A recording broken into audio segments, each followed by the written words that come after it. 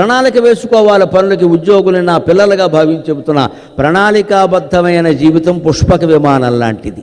పుష్పక విమానాల్లో ఎంతమంది ఎక్కినా ఇంకోడికి చోటు ఉంటుందట. నువ్వు ప్రణాళికాబద్ధంగా పనిచేస్తే ఎన్ని పనులు చేసినా ఇంకో పని చేయడానికి చోటు ఉంటుంది మిత్రమా, ఇంకో పని చేయడానికి చోటు ఉంటుంది. That is based on planning planning planning. ఎందుకు ఎలా ఉంటుందో చెబుతా, లాజికల్గా కూడా. ఊరికే ఎన్ని పనులు చేస్తామండి అనొద్దు.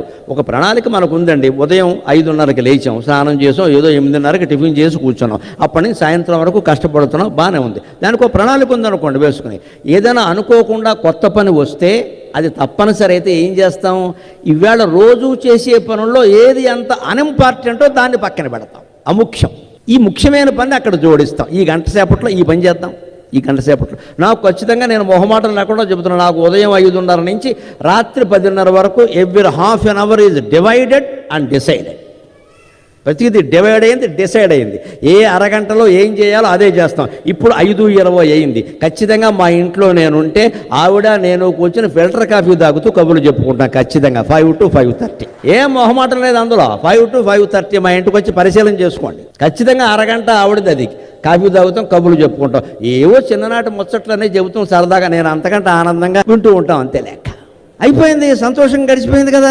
టిఫిన్ అల్పాహారం ఇద్దరం కలిసే చేస్తాం, భోజనం ఇద్దరం కలిసే చేస్తాం, సాయంత్రం టీ తాగితే ఇద్దరం కలిసే చేస్తాం, రాత్రి నేను పళ్ళు తింటాను, ఆవిడ అన్నం తింటుంది, ఒక చోటే ఉంటాం, మాట్లాడుకుంటూ తింటాం. అయిపోయా, రోజుకు 2-3 గంటలు హాయిగా ఉన్నాం. ఇంకెప్పుడైనా అవసరమైతే మాట్లాడుకుంటూనే ఉంటాం, ఇబ్బంది లేదు. ఆ అరగంటలోనే ఫోన్ ఒకటి తీసి ఉండు, మా ఫ్రెండ్ ఒకటి ఫోన్ చేసినట్టు ఒళ్ళు మడిపోతుంది పెళ్ళానికి. నీకు ఇప్పుడు దొరికాడు వాడు, కొట్టంగా అవతల పోమని చెప్పు. భార్య కంటే ముఖ్యమా? పైగా పెళ్లి కాకముందు ఈ పెళ్ళి అయ్యే అమ్మాయితోనే ఎక్కువ మాట్లాడతాడు, పెళ్ళి అవగానే ఫ్రెండ్స్తో ఎక్కువ మాట్లాడతాడు. మంటెత్తిపోతుంది ఆడాళ్ళకి. పెళ్ళి అవగానే లోకమైపోయిందండి భార్య.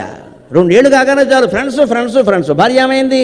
నేను సగర్వంగా చెబుతున్నానమ్మా, నా శ్రీమతి ఎదురుగా ఉండగా పద్మశ్రీ వచ్చిన తర్వాత ఆవిడ ఇంటర్వ్యూ చేసి, మీకు ఎవరైనా ఫ్రెండ్స్ ఉన్నారా అంటే, మా ఆయనే నాకు గొప్ప ఫ్రెండ్ అని చెప్పింది ఆవిడ. నా భర్తే నాకు గొప్ప ఫ్రెండ్, ఇంకెవరు అక్కర్లేదని చెప్పింది. చాలండి, సంసారం బాగుండాలంటే అంతే. నీకు ఫ్రెండ్ అంటే భార్య ఎవరు ఫ్రెండ్ కదా?